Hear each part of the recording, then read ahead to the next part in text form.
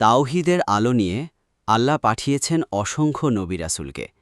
প্রত্যেকেই মানুষকে ডেকেছেন এক আল্লাহর ইবাদতের দিকে। সেই ধারায় ছিলেন ইব্রাহিম আলাইহিসসালাম। চারদিকে যখন মূর্তি পূজার অন্ধকার, তিনি তখন সত্যের আলোর প্রদীপ জ্বালালেন। প্রথমেই ডাকলেন আপন পিতাকে, বিনয়, আদব আর ভালোবাসা দিয়ে। কিন্তু সত্য কথা সহজে কেউ গ্রহণ করে না। তাই শুরু হলো বিরোধ, শত্রুতা আর হিজরতের গল্প। আজ আমরা জানব সেই অনন্য দাওয়াতের কাহিনী, পিতার কাছে আর শেষমেশ আল্লাহর পথে দেশত্যাগের ঘটনা।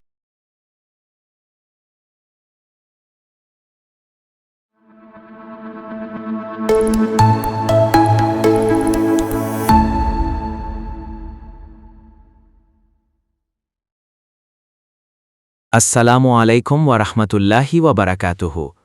প্রিয় পাঠক, বন্ধুরা, আজ আমরা জানব মহান নবী ইব্রাহিম আলাইহিসসালামের জীবনের এক গুরুত্বপূর্ণ ঘটনা। তিনি সবার আগে নিজের পিতাকে আল্লাহর পথে ডাকলেন, বিনয়ের সাথে, ভালোবাসার সাথে। কিন্তু তার পিতা কি জবাব দিলেন, আর তারপর কিভাবে তিনি জাতিকে দাওয়াত দিলেন? চলুন শুনি সেই অনন্য কাহিনী। পিতাকে দিলেন দ্বীনের দাওয়াত। ইব্রাহিম আলাইহিসসালামের পিতা ছিল মূর্তি পূজারী। তাই পিতাকে আল্লাহর দিকে দাওয়াত দিলেন ইব্রাহিম। তিনি বললেন, বাবা, আপনি এদের ইবাদাত করছেন কেন? এরা তো কিছু শোনে না, কিছু দেখেও না, কোনো উপকারও করতে পারে না। ইব্রাহিম বুঝিয়ে বললেন, বাবা, আমার কাছে এমন জ্ঞান এসেছে যা আপনার কাছে আসেনি। আপনি আমাকে অনুসরণ করুন, আমি আপনাকে সঠিক পথ দেখাব। কিন্তু কথা শুনল না ইব্রাহিমের পিতা।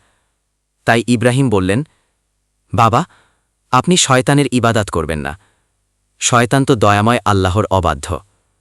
ইব্রাহিম আলাইহিসসালাম পিতাকে দাওয়াত দিলেন আদবের সাথে। তবুও তার পিতা দাওয়াত কবুল করল না। উল্টো ক্ষেপে গিয়ে বলল, ইব্রাহিম, তুমি থামো, নইলে তোমাকে পাথর মেরে হত্যা করব। তুমি দূর হও চিরদিনের জন্য। এবার ইব্রাহিম আলাইহিসসালাম তার জাতিকে দাওয়াত দিলেন আল্লাহর দিকে। কিন্তু দুজন বাদে কেউই ঈমান আনল না। তারা হলেন তার স্ত্রী সারা ও ভাতিজা লূত। বাকি সবাই শত্রুতা করতে লাগল ইব্রাহিমের সাথে।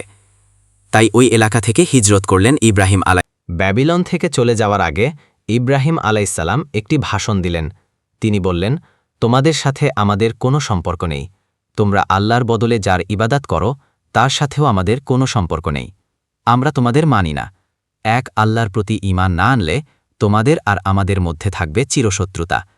এই কথা বলে সেই শহর ত্যাগ করলেন ইব্রাহিম। সাথে ছিলেন সারাহ ও লূত। তিনি বললেন, আমি আমার রবের উদ্দেশ্যে দেশ ত্যাগ করছি। আমি তাকে ও লূতকে উদ্ধার করে পৌঁছে দিলাম সেই দেশে যেখানে আমি কল্যাণ রেখেছি সারা দুনিয়ার জন্য। বন্ধুরা, ইব্রাহিম আলাইসাল্লাম নিজ জন্মভূমি ছেড়ে শামে চলে গেলেন। সিরিয়া, ফিলিস্তিন, লেবানন ও জর্ডান, এই চারটি দেশ মিলে শাম অঞ্চল। আর শামের কেন্দ্র হল ফিলিস্তিন। ইব্রাহিম আলাইসাল্লাম সেদিকেই যেতে লাগলেন। আলোচনাটি সূরা আম্বিয়া ২১-৭১ এবং সূরা মারিয়াম ১৯-৪১-৪৮ আয়াত অনুসারে সাজানো হয়েছে। কোরআনে আল্লাহ তাআলা বলেন, বলুন যারা জানে আর যারা জানে না তারা কি সমান হতে পারে? সূরা আজ-জুমার ৩৯-৯। আল্লাহ মানুষকে শিখিয়েছেন যা সে জানত না। সূরা আলাক ৯৬-৫। তাই আমরা নিজে জানি না, আল্লাহ তাআলাই জানার সুযোগ করে দেন। হাদিস, রাসূলুল্লাহ সাল্লাল্লাহু আলাইহি ওয়াসাল্লাম বলেছেন, প্রত্যেক মুসলিমের ওপর জ্ঞান অর্জন করা ফরজ। ইবনু মাজাহ ২২৪। রাসূলুল্লাহ সাল্লাল্লাহু আলাইহি ওয়াসাল্লাম বলেছেন, যে ব্যক্তি জ্ঞান অর্জনের পথে বের হয়, আল্লাহ তার জন্য জান্নাতের পথ সহজ করে দেন। সহিহ মুসলিম, হাদিস ২৬৯৯। ভালো থেকো শূন্যতা অফিসিয়াল চ্যানেলের বৈশিষ্ট্য: ১. আবেগময় শর্ট ভিডিও। ১. আবেগময় ফুল ভিডিও। ৩. ইসলামী ইতিহাস ও ইসলামিক গল্প। ৪. কোরআন হাদিস থেকে মাসালা মাসায়েল। ৫. জীবনের নানান মুহূর্তের আবেগঘন আলোচনা। ৬. এবং আরও নানা ইসলামিক আলোচনা। প্রিয় দর্শক, ভিডিওটি যদি হৃদয় ছুঁয়ে যায় তবে শুধু নিজের মধ্যে সীমাবদ্ধ রাখবেন না, আপনার প্রিয় মানুষ, বন্ধু বা পরিবারের সাথে শেয়ার করুন। মনে রাখবেন, আপনার একটি ছোট্ট শেয়ার কারো অন্তরে আলো জ্বালাতে পারে, কারো জীবনের অন্ধকার দূর করতে পারে। হয়তো আপনার একটি শেয়ারই হবে কারো হিদায়েতের কারণ, আর সেই সাওয়াবের অংশীদার হবেন আপনিও ইনশাআল্লাহ।